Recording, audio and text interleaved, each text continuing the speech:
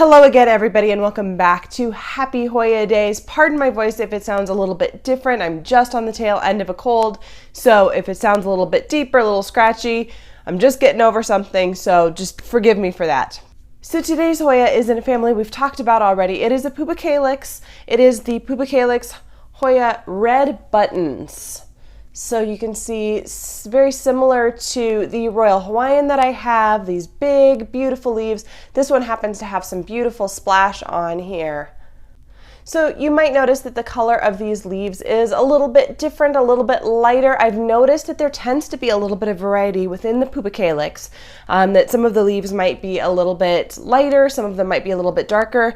And as I'm watching this new one grow in, this new little baby leaf here, it is coming in a little bit darker. So I will keep you updated on whether this variety just happens to have a little lighter leaves or if that's just some damage that happened in shipping. So this Pubicalyx is actually a cutting that I received as part of my Glasshouse Works unboxing. I'll make sure that I link that video up above so that you can see it coming out of the box.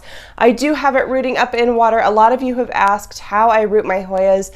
Most of the time I just stick them in a glass of water and put them in my bright sunny spot here in my plant room, and they tend to put on roots fairly quickly. They're just super easy that way. I just make sure that I'm changing out the water every couple of weeks when it either is starting to get low or looks a little bit cloudy.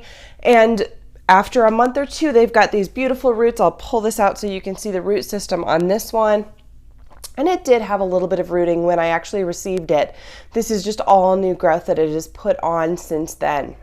So a little bit more about the red buttons. I mentioned in my Royal Hawaiian video that there tends to be a little bit of variety in the color of the flowers on the different varieties of Pubicalyx.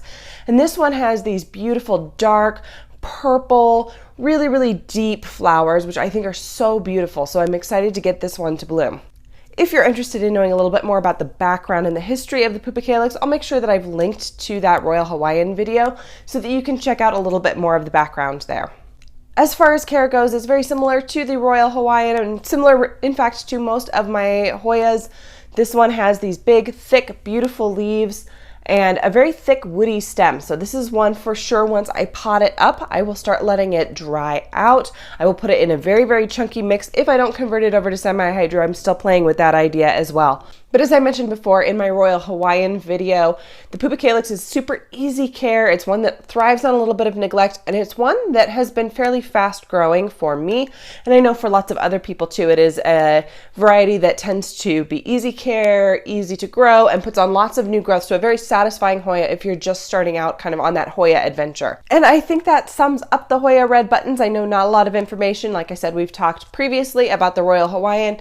They're in the same family, just a little different variety, a little bit different color flowers on those. So I did want to make sure that I mentioned this one as well. Thank you guys again for watching another of my Happy Hoya Days. Make sure you come back tomorrow and we will be talking about my biggest Hoya, my pride and my joy, my Hoya Bella. So come back tomorrow to see that. And this one actually will be in flower. It has several peduncles on it. So make sure you tune in tomorrow for that one. Thank you guys again so much, and I will see you in tomorrow's video. Bye.